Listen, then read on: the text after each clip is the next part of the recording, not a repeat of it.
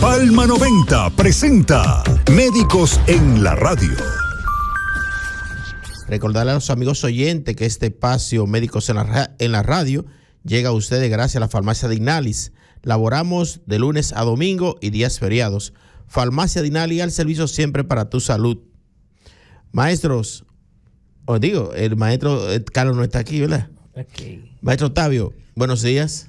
Buenos días a todos nuestros oyentes, los cuales amablemente nos dedican un poquito de su tiempo o mientras trabajan, se trasladan en un vehículo o tal vez en la quietud de su casa o mientras hacen algunas labores en la casa para escuchar este programa, que esperamos que las informaciones que podamos llevar hoy sean de mucha utilidad para las familias. Bien, maestro. Antes que iniciemos el tema, ¿verdad?, del programa, ya hemos realizado un llamado anteriormente, ya sea, este llamado es al propietario y en su efecto a la alcaldía municipal de Santa Cruz, mi amigo Milton Fernández, que es un fiel seguidor de este programa Médicos en la Radio, que por favor tomen medida con ese vertedero que está en el centro de la ciudad, que es el edificio que está ahí, que se está cayendo, los techos ya, o que lo demuelen, o que hagan algo. Que está porque frente a la emisora. Frente, ¿no?, al edificio de claro, esta emisora, Rodolfo Lama. Ese edificio que está ahí, que ahí lo que hay un vertedero y cada día más vemos más basura y un mal olor que emana de ahí. Por lo tanto, por favor, hagan lo que tengan que hacer, corregir ese mal. Le es feo al municipio ver ese basurero que hay ahí, o ese vertedero, porque es un vertedero ya que hay ahí, que tomen conducta, o al dueño del edificio que lo cierre o que demolerlo, que eso no nada le cuesta. Bien, a las autoridades que tengan que ver con eso, que amablemente a nuestro amigo alcalde, que haga sentirse que él es una autoridad y que el propietario de ese edificio abandonado que está ahí, ya que no sirve para nada, nada más que para demolerlo, para que quiten ese vertedero que está ahí. Que está en el centro, muy como dicen, al está en el ¿no? está en el downtown, en el downtown de este municipio. Claro, en el downtown. En el centro, ¿verdad? En el centro del municipio, de la ciudad, de este municipio. Por favor. Lo lamentable de eso es que yo entiendo que los supervisores que posee el cabildo no están haciendo su rol, porque eso queda a 2 esquinas del ayuntamiento. Exacto, muy próximo. Y la población de empleomanía que tiene la alcaldía es bastante amplia. Tiene inspectores, tiene supervisores. Así como yo le estoy sirviendo de inspector, sí, gratuito. Todos los ciudadanos deberíamos hacer eso. Pero así como los inspectores, tan pronto tú vas a pegar un blog, ellos se aparecen en tu casa, también que vengan y se aparezcan y vean la denuncia, porque no es la primera que tú haces. Yo creo que cada semana... Esta es la número 4 o 5 que yo hago ya. Y no más visto, el maestro Octavio no también se ha ha hecho visto ese llamado. Acción. No se ha visto la acción del cabildo. Hay que ver si es que el alcalde no está caminando Barahona o estará en otros lugares, pero que salga a caminar, aunque sea el centro de la ciudad, a pie, que él antes lo caminaba, que se acuerde de los viejos tiempos, que se apegue un chimá de la jipeta. Así que como cada lunes tenemos un tema bastante interesante con el doctor Octavio Félix Vidal. La familia funcional y disfuncional es algo que va a atacar mucho a la familia hoy en día.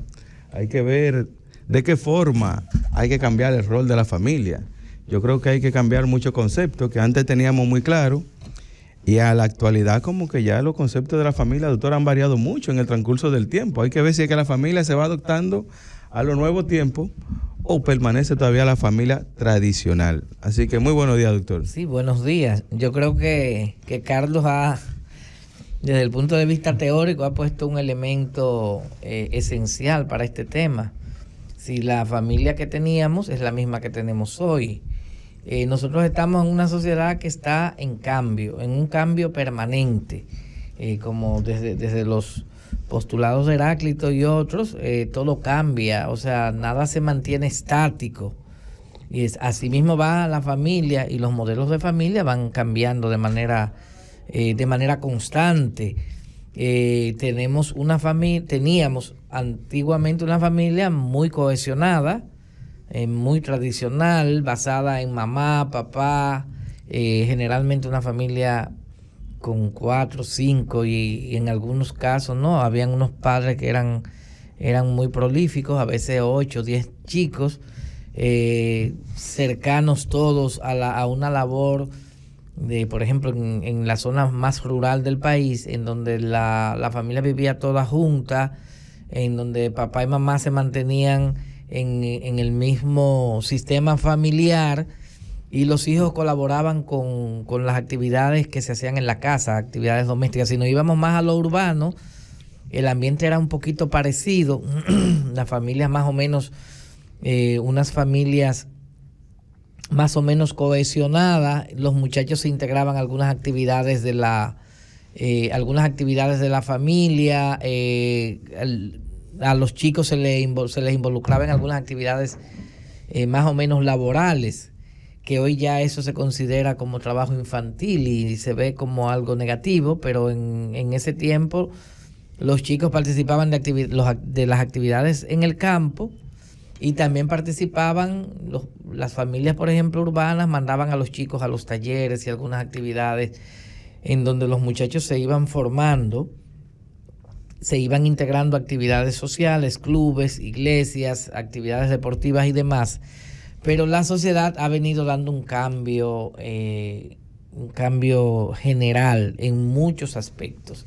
Ahora tenemos familias que son más monoparentales, en donde si revisamos las estadísticas de aquí del país, la mayoría de las familias pertenecen a las monoparentales y generalmente dirigidas por la madre, y desde ahí ya tenemos una disfuncionalidad, que no tenemos a papá y a mamá, sino a una mamá que es la que tiene que ejercer el control de la familia, la jerarquía de la familia, muchas veces la manutención de la familia, un papá muchas veces irresponsable, que no vive en el seno familiar, que tiene otras familias, puede tener a veces más familias, más hijos con 2 o 3 mujeres más, y muchas veces una persona que puede estar ligada al consumo de alcohol y al consumo de drogas.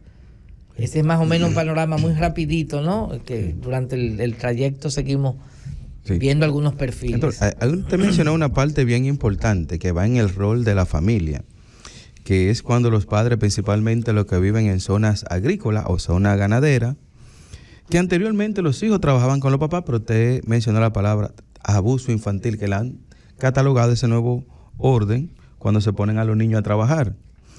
En la historia de nuestro país, siempre en la parte agrícola, los papás tenían por costumbre que los hijos siempre colaboraban desde pequeño, ya sea con una carga laboral poca, mediana, pero siempre le daban esa cultura de trabajo, ya sea cuidando los animales, trasladándolo de un lugar a otro, o empantando las aves del área donde tenían sembrado arroz, sorgo, o cargando la planta cuando se iba a sembrar tomate, ají.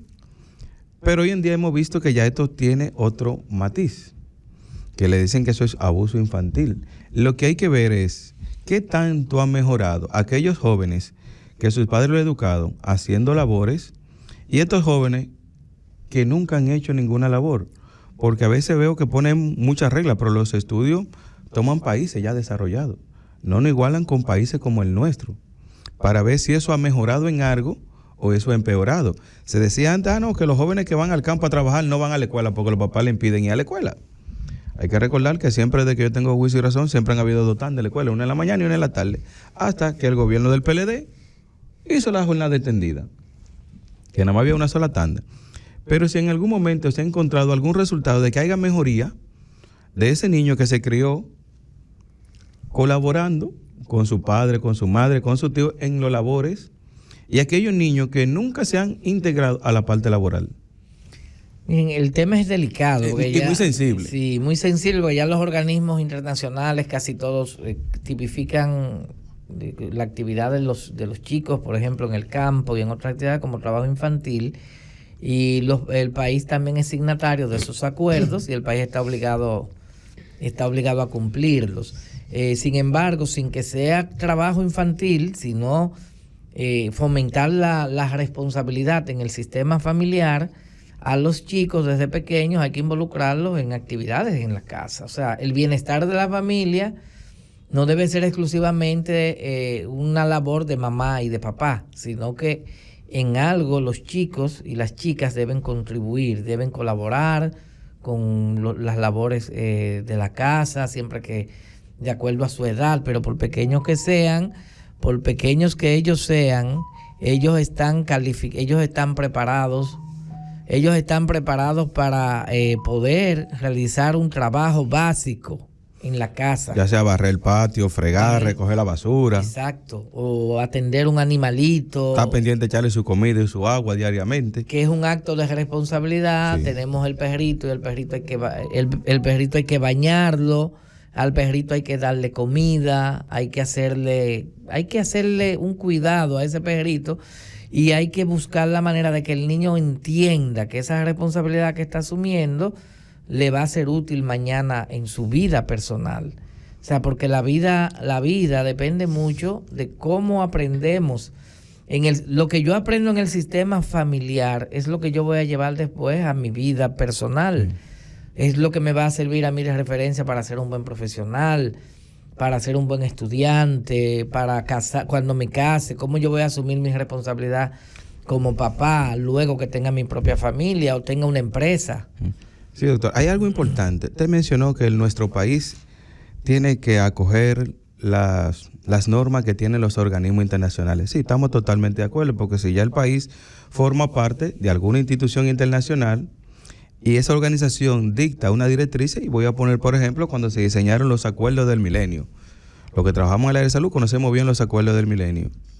Hay países que sí se podía completar la meta de los acuerdos del milenio, pero en nuestro país, por nuestra condición, por nuestro nivel académico, educativo, social, no podíamos asumir esos acuerdos. ¿Por qué? Porque nos llevaban muchos años luz. Es tanto así que todavía hoy en día, en nuestro país, el embarazo en adolescentes no se ha podido reducir. ¿Por qué? Porque no contamos con los mecanismos para que eso mejore. Entonces hay acuerdos que aunque pertenezcamos a organismos internacionales, decirles no, yo no puedo entrar en eso porque no tengo las condiciones, pero somos muy dados en cada gobierno de asumir compromisos que no podemos sustentar. Y eso es normal. No le pueden decir, hay que decirle que no a la gente. No puedo asumirlo. Entonces lo asumimos y vemos que quedamos mal en todos esos acuerdos. Y aún así no cumplimos ni siquiera con un 10% de todo lo que asumimos. Es igual cuando vienen estas agendas internacionales. No podemos cumplirlas por nuestras condiciones que tenemos en el país, que todo el mundo la sabe. Pero por yo quedar bien con Teodoro, quedar bien con Octavio, digo, sí, yo lo asumo. Pero al fin y al cabo, quedamos mal. Maestro, ¿cómo diferenciar una familia funcional de una familia disfuncional? Hay varios criterios, ¿no? Y les voy a mencionar algunos de acuerdo a algunos autores, porque hay muchos autores que tienen sus reglas. Y que siempre es bueno decir que eso de decir que una familia es funcional o disfuncional son dos metáforas o dos etiquetas.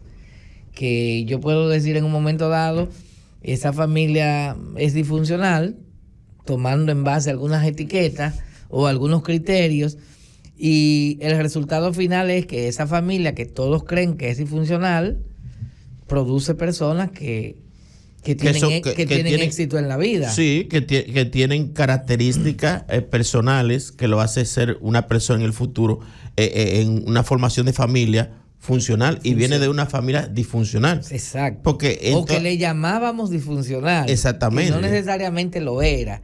Porque el problema es como con las parejas, por ejemplo. Hay parejas, el manejo de terapia de pareja es muy delicado en terapia familiar. Porque hay pareja también funcional y también pareja disfuncional. En base a etiquetas, en base a metáforas explicativas, a etiquetas, pero hay parejas que tal vez no se adaptan a lo que podemos decir que es una familia normal o una pareja normal. Sin embargo, esa pareja que no encaja con el modelo mío o el modelo de ustedes dos, esta pareja funciona bien para ellos.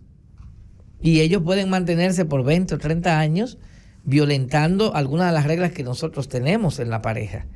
De ahí que hay que tener en cuenta siempre si las familias o las parejas funcionan aún con sus reglas y si ese funcionamiento al final es más o menos adecuado. Pero generalmente usamos metáforas explicativas que nos ayudan a agrupar, a generalizar un poco, y por eso el concepto de familia funcional o disfuncional alude a teorías de varios autores. Por ejemplo, el caso de Minuchin. Para Minuchin, una familia es funcional cuando en esa familia hay una buena jerarquía. Una buena jerarquía es que esté muy bien claro quién manda en la familia. Que manda papá, que manda mamá, que son los que forman el núcleo ejecutivo. Minuchin dice, hay una parte muy interesante de la teoría de Minuchin, que él dice que cuando hay un chico o una chica que es quien tiene la principal jerarquía en la familia, porque la familia gira alrededor de él, es como decimos los dominicanos, es un gobierno. El muchachito, la muchachita, es un gobierno. Siempre él dice, entonces tendríamos que ver sobre qué hombros ese niño está subido. Y ahí veríamos, analizamos entonces si es una familia en donde hay una abuela poderosa y el muchachito o la muchachita está sobre los abuelos de la abuela. Que cuando corregimos, papá y mamá corrigen al niño, la abuela desautoriza a papá y a mamá. Por ejemplo, papá le quita el teléfono porque el niño hizo un mal uso del teléfono y la abuela viene y le compra el teléfono de último modelo de la marca más cara. Entonces, esa abuela, la abuela es una, pero el niño puede estar subido encima de una tía también. Una tía poderosa en la familia. La tía que está en Estados Unidos, que está en Europa. Y que la tía desautoriza a la hermana o al hermano, que son los padres. Y finalmente lo que se hace es lo que esa tía dice. Entonces, ahí hay una patología de jerarquía. En una familia así hay una patología de jerarquía. O que papá y mamá estén viviendo con la abuela en el mismo techo. Aún siendo una familia funcional, ¿verdad? Más o menos funcional, exacto. Por eso no hay una familia funcional puramente dicha. Exacto, porque hay como muchas variantes y lo que sí tenemos que ir viendo son como por eso estas metáforas son interesantes porque nos ayudan a entender mejor lo que está pasando.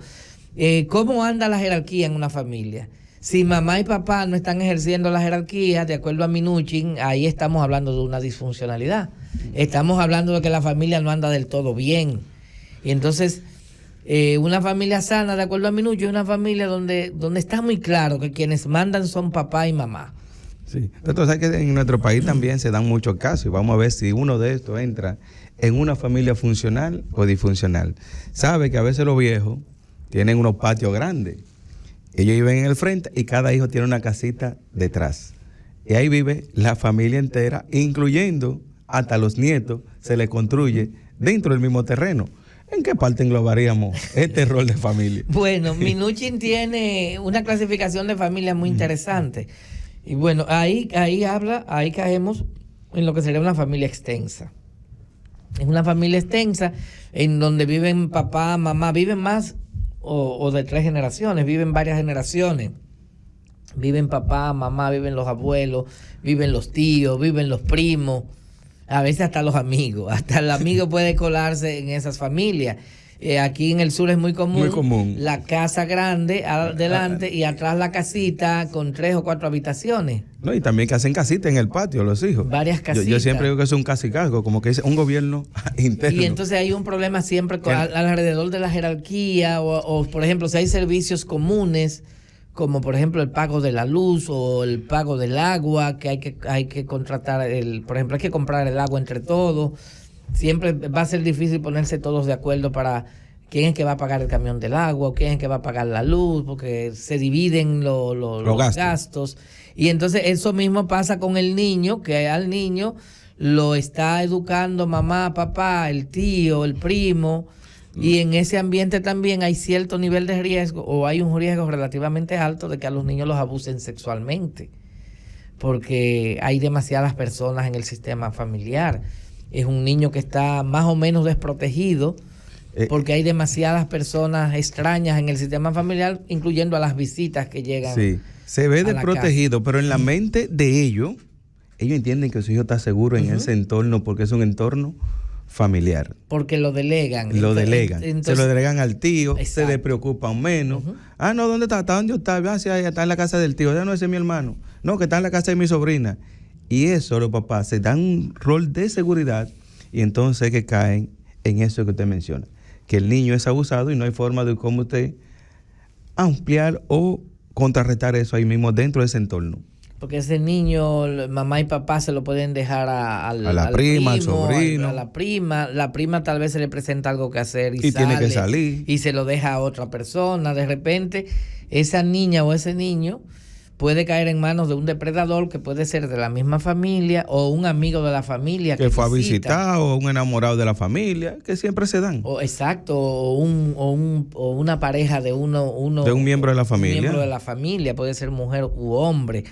Entonces, el profesor Nardón en su libro Modelos de Familia, que en la medida en que vayamos avanzando vamos a ir mencionando algunos, tiene un modelo de familia que se llama delegante, que se da, que es como muy parecido a lo que tiene que ver con la familia extensa, pero es un tipo de familia que los padres tienden a delegar mucho su responsabilidad en otros miembros de la familia. Y la vida se trata de ser responsable con uno mismo, con tú asumir tu propia responsabilidad. Tú como padre tienes que asumir tu responsabilidad como padre. Nosotros tenemos que enseñar a nuestros hijos, y es uno de los criterios de los objetivos de la disciplina positiva, que nosotros debemos convertir a nuestros hijos en las 3 R, que serían que sean responsables, recursivos, talentosos, que sean responsables, que sean recursivos, que tengan muchos talentos. Entonces, esa responsabilidad que nosotros le enseñamos a nuestros hijos es para que ellos mañana puedan asumir la vida ellos mismos, por sí mismos, no que otro haga las cosas por ellos, no que yo esté delegando mi responsabilidad en otro. Cada quien tiene que agarrar su propio bulto y tirárselo en la espalda. Sí. Entonces, cuando uno cría un hijo que uno lo protege mucho, hay otro modelo del profesor Nardone que se llama hiperprotectivo. Hay familias que protegen demasiado a los hijos, le hacen todo. No crían hijos que sean responsables, sino hijos dependientes. Cuando yo crío hijos dependientes, ese muchacho o esa chica, cuando sea adulta, va a ser una persona que siempre va a estar dependiendo de mamá, de papá o de los hermanos. Cuando yo crío a un hijo, debo tratar que el sistema familiar saque un producto que sea un producto autónomo y que sea independiente y que tenga la capacidad de tomar decisiones por sí mismo. Como dice Kierkegaard en sus libros sobre existencialismo, la persona tiene que tener esa capacidad de elegir, y esa capacidad de elegir de qué voy a hacer con mi vida. ¿Voy a estudiar derecho o voy a estudiar medicina? Y eso le genera al individuo angustia. Mañana yo voy a tener familia o yo me voy a quedar soltero. Yo voy a decidir trabajar lícitamente o voy a tomar la vía fácil, como están haciendo muchos jóvenes. Entonces, ese proceso de toma de decisiones es lo que le genera angustia al ser humano.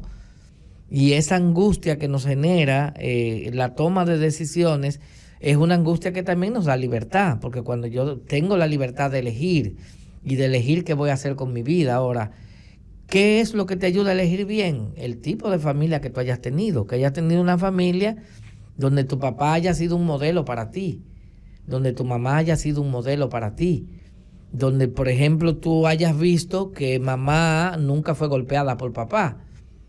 Entonces, mañana yo decido entre yo golpear a mi mujer y no golpearla, yo digo, yo voy a ser como papá que no golpeaba a mamá. O que en esa familia no se golpeaba a los niños, no se les maltrataba, no se ejercía crueldad con ellos, o yo hacer eso mismo o no hacerlo. Entonces la familia me sirve como un modelo para que yo decida mañana qué voy a hacer. Ahora, cada ser humano es libre. Como dirían esos teólogos que hablaban del libre albedrío, ¿no? Cada persona tiene la libertad de decidir hacer con su vida lo que desee, aunque aunque yo en mi familia le doy un buen ejemplo a mis hijos, ellos no terminan siendo como éramos en la familia. Pueden decidir o ser mejores que como éramos los padres o ser peores que como éramos sus padres. De ahí que uno tampoco se debe sentir culpable cuando uno ha hecho lo correcto y los hijos no terminan haciendo lo correcto. Voy a mencionar algunos indicadores de una familia funcional, ¿verdad? Dice el cumplimiento eficaz en sus funciones, como la protección, ¿verdad? La seguridad, el amor y la cobertura de las necesidades básicas que usted mencionaba, de las responsabilidades. También está el desarrollo de la identidad personal y autónoma, que usted mencionaba, el libre albedrío. El grado de flexibilidad de las normas y los roles que juegan sus miembros de cada integrante de la familia. Y el establecimiento de los límites, que usted mencionaba ahí, con la jerarquía dentro y fuera del núcleo familiar. Y lo que es importante también, la forma de comunicación entre sus miembros, que haya una buena comprensión de comunicación y también la capacidad de adaptación a los cambios. Una situación difícil en la familia, entonces entre todos buscan la solución. Asumirla con madurez entre todos, ¿no? Todos esos indicadores que acabamos de mencionar son diferentes en la familia disfuncional, son diferentes. Exacto. No hay una buena comunicación, no hay una capacidad de adaptación a los cambios, todo lo crean normal. Mira que tu muchacho está peleando. No. Esos son problemas crónicos dentro de la familia, jugadores viciosos y demás. Todas las cosas que no son buenas para lo que es el funcionamiento de la familia, ellos lo ven como algo normal y lo dejan que evolucionen así. Y así ellos crean, como usted decía, así crean ellos también a su familia. Hay una autora que se llama Virginia Satir, una terapeuta familiar que era tan efectiva en su terapia que hubo dos psicólogos estadounidenses que hicieron un estudio con los psicólogos más que tenían más éxito, o los terapeutas que tenían más éxito en su trabajo, y eligieron a Virginia y también eligieron a Milton Erickson. Entonces Virginia Satir es una autora muy humana y con una teoría muy interesante. ¿Con cuál de los dos usted se identifica? Para la parte técnica como terapeuta, con Milton Erickson más. Milton Erickson. Pero porque Virginia es una terapeuta muy humana, muy... ¿Tenemos una llamada, Miguel? Sí. Buenos días. ¿Quién nos llama y de dónde? Buenos días, compañeros. Buenos días, Leoncio. Buenos días, Leoncio. Sí, no quiero aprovechar la presencia, como siempre, del doctor Octavio, porque el tema de funcional y disfuncional no quiere decir que disfuncional no funciona, las dos funcionan, pero tienen características distintas. Pero lo que quiero aprovechar, doctor, es los divorcios. O sea, nosotros tenemos en el país tres tipos de que se unen la pareja o forman pareja. Estamos hablando del matrimonio por la iglesia, matrimonio por el civil, y pienso, no sé si estoy equivocado, que la mayoría no se casan, se unen o se van, como dicen, por la ventana y están un tiempo y entonces no hay una formalidad matrimonial. No sé, doctor, pero parece que esa es mi percepción, que los divorcios, la mayoría están en esas parejas. Bueno, por llamarle divorcio, porque vamos a decirle separación, están en esas parejas que no están casadas ni por el civil ni por la iglesia. Y entonces lo de disfuncional posiblemente también esté también en esas parejas que se van, como decimos, por la de Villadiego o por la ventana. A ver si usted nos aclara eso, doctor Octavio. Buenos días. Buenos días. Interesante lo de León. Pero fíjense que lo de las etiquetas aquí nos ayuda mucho, porque está la unión libre. Esa es la unión, esa parte que él dice es la unión libre o las uniones consensuales, que ya no son tan informales, León. Esas no se contabilizan como divorcio porque no aparecen en los registros. Exacto. Que si no los números fueran más altos, León. Sin embargo, legalmente ya tienen personería jurídica. O sea, y hay personas que tienen esas uniones consensuales que son muy estables y que las personas logran hacer, por ejemplo, familia, logran hacer fortuna, y a veces el hombre puede tener más de una de este tipo de relaciones. Por ejemplo, tener 2 mujeres con las que no se ha casado con ninguna de ellas, o tener una esposa con la que vive y tener una relación consensual con otra, paralela. Y algunas de esas familias pueden ser perfectamente funcionales, o sea, pueden ser funcionales y pueden mantener muy buenos lazos, muy buenos vínculos. O sea, por eso es difícil generalizar. Y lo mismo pasa en el ambiente religioso o civil. Hay personas, claro, estas parejas tienen más formalidad. Las personas que se casan por la iglesia tienen como un compromiso de estar más tiempo con él en esa relación, pero eso no significa que la familia o la relación de pareja no va a tener dificultades. Igual las parejas que solo van y se casan por lo civil también. Y últimamente las uniones religiosas han disminuido de manera significativa en el país. Yo recuerdo cuando yo me casé, ya hace 25 años, que nosotros nos casamos por lo civil y también por la iglesia. Y había un amigo muy distinguido, el maestro Arbelo, que tenía ya sus hijos ya tenían entre 5 a 10 años o a 7 años, que él me comentaba, él participó de la boda y todo, y él me decía que a él le gustaba siempre llevar a sus niños, a sus niñas, para que vean estos actos así formales, porque eso les servía de ejemplo a ellos. Entonces, hoy en día es muy difícil que tú puedas llevar a un hijo tuyo para que vea una boda una boda como se realizaban así formalmente en las iglesias y demás, porque casi no se están haciendo. Se están haciendo algún tipo de boda social, familiar, no con la misma rigurosidad de antes, no con el protocolo que se llevaba. Pero por lo menos se hace el ritual de la boda, y cada vez que se hace esto, en cierta forma podemos decir que la gente asume un compromiso con la relación. Sin embargo, como hemos mencionado sobre el asunto de las etiquetas y demás, podemos encontrar familias funcionales en cualquiera de estas modalidades de matrimonios o de relaciones que hay en el país, y también las vamos a ver disfuncionales también.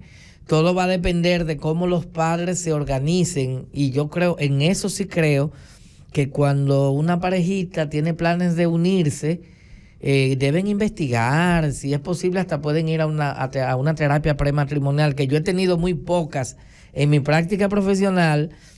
Las pocas creo que he tenido voluntarias como 2 y involuntaria una, porque fue una de mis alumnas que quería que yo fuese el padrino de la boda, y el chico era mi pariente, era pariente de mi padre. Y bueno, yo le dije, bueno, yo les voy a hacer sincero, yo les voy a hacer padrino, pero con una condición: tienen que ir bajar a la clínica, y yo les voy a dar una terapia prematrimonial. Todo cortesía de la casa, ¿verdad? Pero para como regalo, para garantizar que con todas las informaciones que ellos recibieron ahí, tuviesen una relación que pudiera resistir los vientos, los embates, porque los huracanes. Exacto. En esa terapia prematrimonial le hicimos todo un recorrido por el ciclo vital de la familia, para que ellos sepan todos los cambios que iba a dar la relación de pareja, todos los cambios que iba a dar la familia. Aquí hay un tema muy interesante en República Dominicana y en otros países también, que lo voy a mencionar ahora, y es que muchas parejas tienen dificultades en su relación porque no se saben manejar con la familia del cónyuge. O viceversa. Tu familia es bien llegada a la mía, pero la mía no. La tuya sí, pero la mía no. Eso es un problema, maestro, que se da con mucha frecuencia. Alguno de los cónyuges empieza una pelea, una lucha, una tirantez con la familia del cónyuge. Entonces, uno tiene que ser muy político. Y son de las cosas que yo señalo como terapeuta familiar. Sería político, no diplomático. No político, Exacto. político. No, los Sí, políticos porque explotan. El político tiende a ser un poco diplomático, ¿no? Porque es la familia, hasta así se llama, la familia política. Hoy en día, y uno lo ve mucho en publicaciones de internet, que el internet está generando como una ideología. Hay gente que creen que piensan por sí mismos, pero ellos no piensan por sí mismos. Ellos repiten lo que ven en un meme o lo que ven en una publicación. Por ejemplo, hay uno que se difunde mucho: la familia de tu marido no es tu familia. Sí. Y eso lo está diciendo todo el mundo. La familia de tu pareja no es tu familia. Eso lo están diciendo y lo están argumentando, y eso es un error muy grave, porque sí que lo es. Que no lo sea después de la separación, pero mientras tú tienes esa relación, tú tienes que ser muy prudente cómo tratas a esa familia, y tienes que ser muy cauto qué cosas tú haces o dices que puedan dañar a la familia de tu pareja, porque lo que yo hago con la familia de mi mujer, a ella le duele mucho. Lo que yo opino, yo puedo opinar mal de mi familia. Yo digo cosas a veces que no son buenas de mi familia, pero no me sentiría bien si es otro que lo dice de mi familia. Y más si es mi mujer que me critica a mi familia. Entonces, eso hay que tener mucho cuidado, porque una de las causas de conflictos de pareja que uno recibe más en terapia, por lo menos yo, de lo que yo más recibo en terapia de pareja, tiene que ver con conflictos con la familia de origen. Sí. Maestro, disculpa, Carlos. Por ejemplo, ha habido 2 casos en esta última semana de un padre que puñaleó con un clavo a su hijo. Y el otro caso que se dio aquí en Vía Central, saliendo de un drink, se produjo una trifulca. ¿Vendrán esos muchachos de familia disfuncional o vendrán de familia funcional? Bueno, indiscutiblemente que hay una disfuncionalidad en esa familia, ¿no? En esas familias. Miguel, tenemos una llamada. Buenos días. Buenos días. ¿Quién nos llama y de dónde? Sí, habla Marco García de Barahona. Cuéntanos, Marco. El Batey Central. Sí. Quiero hacer un aporte con respecto a la familia disfuncional. Para mí, que hice un curso muy bueno en el extranjero, que habla del aspecto económico y el aspecto educativo. Cuando la pareja tiene problemas educativos, todo sale mal también, sea tía, sea abuelo, sea padre, como quiera, sale mal. Vienen los problemas. Si es el aspecto económico, también vienen los problemas económicos, y también viene el descalabre con respecto a la familia, si ya cae a funcional, a disfuncional. Entonces, hay que señalar también que las parejas, cuando se unen, tienen que ver bien el aspecto educativo, porque yo vengo con un alto índice educativo y la pareja mía no tiene nada de educación. Ahí viene un choque, como quiera que sea, tarde o temprano viene a disfuncionar también eso.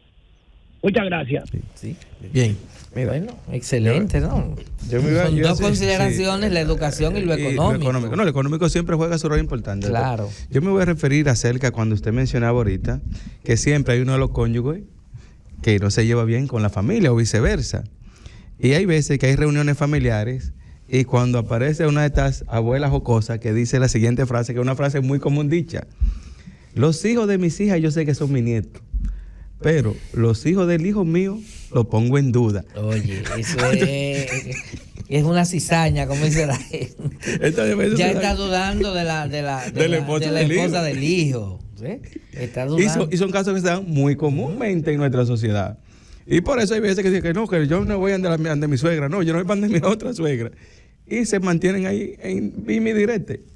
Claro, pero cuando a ti te interesa conservar una relación de pareja, hay que sobrellevar muchos elementos, y uno tiene que poner, o como un aforismo de William James, que a mí me gusta mucho: el arte de ser sabio es el arte de saber ignorar. O sea, hay frases y hay expresiones y hay conductas de la familia de tu pareja que pueden ser en un momento determinado tóxicas, como se dice hoy en día. Sí. Que tú tienes que ignorarlas, porque si no, tú no vas a conservar tu relación de pareja. Sí. Es muy complejo, ¿no? Y Y de verdad, muchas veces hay miembros de la familia de tu pareja que te puede crear situaciones difíciles, hacerte la vida imposible. Ahora, lo que les quiero decir es que hay que saberse manejar, hay que saber nadar bien en esas aguas turbulentas, porque el matrimonio también sucumbe. Sí. La relación de pareja, si uno no se maneja bien con la mamá de su marido, en el caso de una mujer, o con el papá, o con los hermanos, o con una tía muy significativa para ese hombre, o con una abuela significativa para él, si esa mujer no es inteligente, va a sucumbir en la relación con todo por un mal manejo de la familia de origen. Buenos días, ¿quién nos llama y de dónde? Buenos días, me habla de Vicente Noble. Oye, una pregunta para el doctor. ¿Usted piensa que un don que quiere, que establece otra relación con otra mujer, otro hogar prácticamente, ¿qué hace? ¿Usted cree que quiere mantener una buena relación con la esposa? Creo que no, ¿verdad? Dio la respuesta. Sí. Dijo que no. No, eso depende, porque todo depende de los acuerdos. O sea, el sentido de la pregunta es lo que no entiendo. Ella se refiere, la pregunta se refiere un hombre que está casado, ¿verdad? Con su esposa, su familia. Y crea otra familia paralela. Crea otra familia paralela, que quiere tener otra familia. O sea, dirá ella que si de ahí va a salir una familia funcional.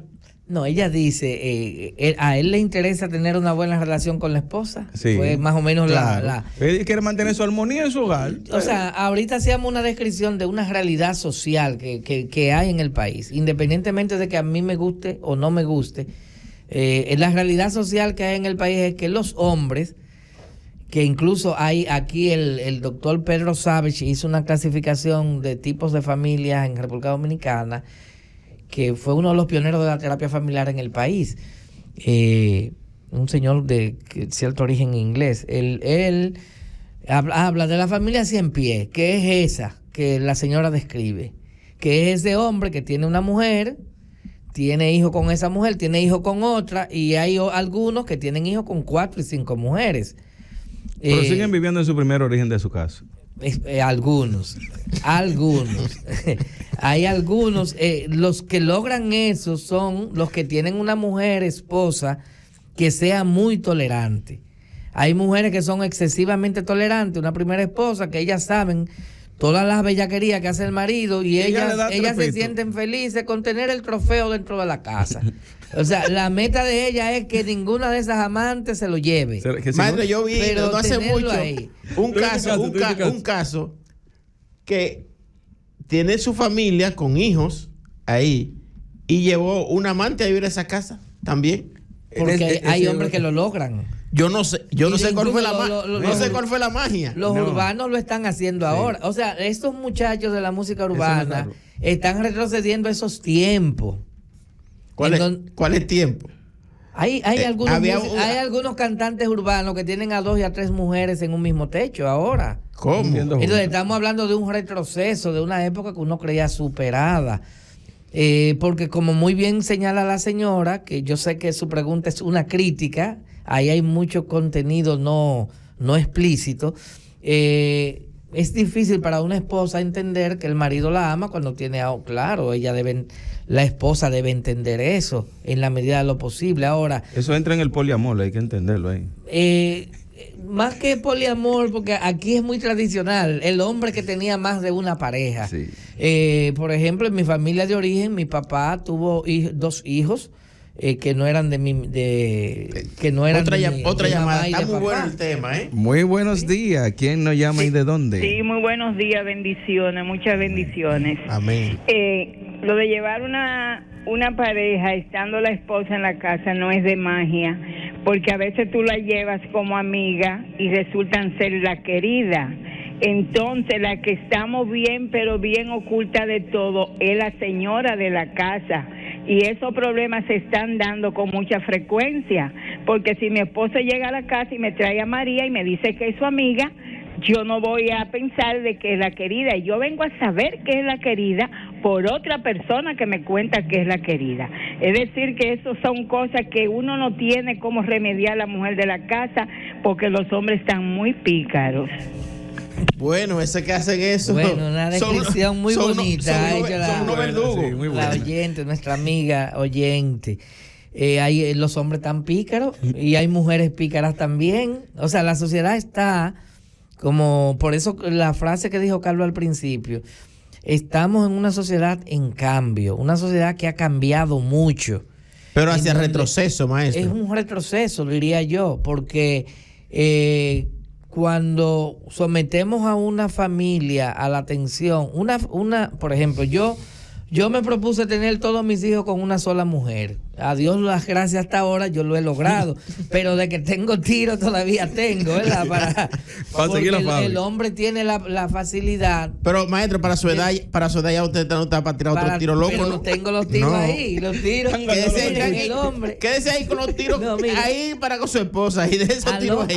Siga gastándolo ahí. Al hombre en la misma diana. Biológicamente le es muy fácil tener hijos hasta los 80 años. Ahora, ¿cuál es una de las razones que a mí me motivó planificar eso? Porque yo lo planifiqué. O sea, yo planifiqué que mis hijos los iba a tener con una sola mujer. ¿Usted se lo propuso? Me lo propuse para evitar los conflictos que hay entre dos familias. Cuando un papá tiene hijos, dos familias o tres familias, hay muchos conflictos y mucha rivalidad entre los hermanos. Y muchas veces eso pasa después a las herencias.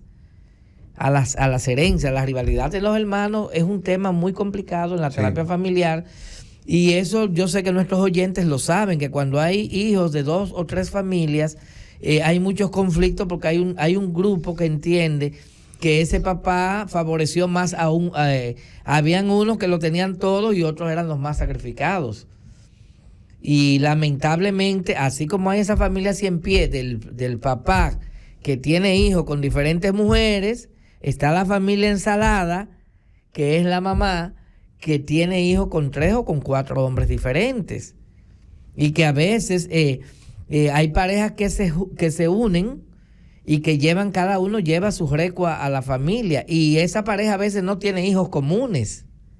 Hay muchos modelos de familia y que se ven en la práctica.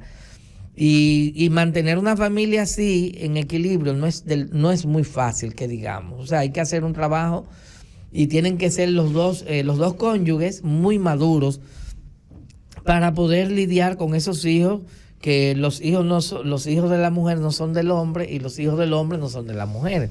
Maestro, ¿qué tan frecuentes son las consultas de terapia familiar en el sentido de lo prematrimonial?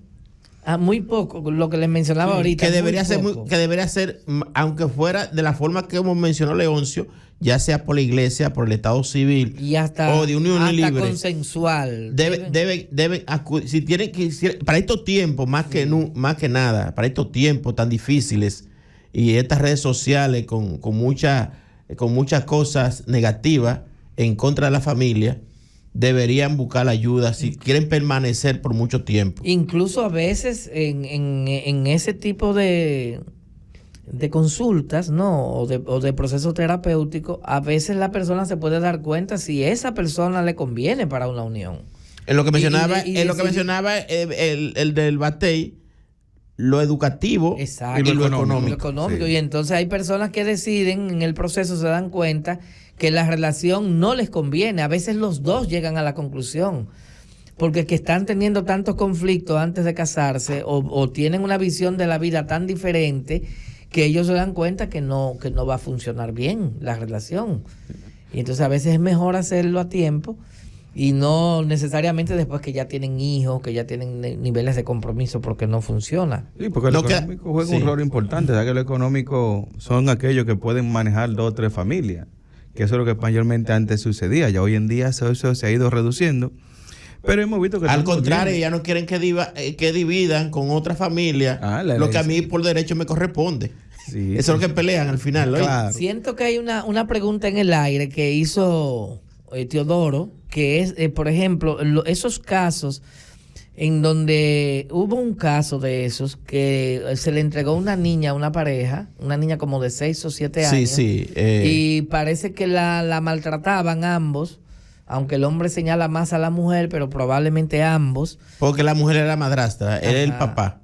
Y esa chica murió por las golpizas que le daban aparentemente la familia. Eso está en proceso de investigación. Entonces, eso habla de disfuncionalidad porque se está disciplinando un tipo de disciplina cruel, un tipo de disciplina donde se maltrata a los niños. Incluso uno, cuando yo vi el reportaje, vi a la familia, a los vecinos, que estoy seguro que todos esos vecinos dan su pelita, pero estaban sorprendidos porque no eran simples pelas que le daban a esa niña, eran actos de crueldad. Entonces, eso a todas luces habla de una familia que era totalmente disfuncional. Y en el otro caso es un padre que bajo el efecto de una droga, este papá le hizo heridas, muchas heriditas a la niña, aparentemente con un clavo, a la niña en casi todo su cuerpo. Y el tipo, cuando lo apresaron, estaba en su pase, un pase bien... hay videos en las redes sobre esto, cómo este hombre estaba... este padre es el que está, como decía Teodoro ahorita, como un deber de proteger a la familia, un deber de proteger a los hijos. Ese padre que debe proteger a los hijos es el que está maltratando a su hija porque... sumido en el uso y abuso de drogas, él estaba que no tenía ninguna conciencia de lo que estaba haciendo. Entonces, uno de los problemas que genera mucha disfuncionalidad en las familias hoy en día es el consumo del alcohol, el alcoholismo y el consumo de las drogas. Y lamentablemente el consumo de drogas en República Dominicana se ha extendido, se ha normalizado. Es como que ya la gente lo ve como algo normal.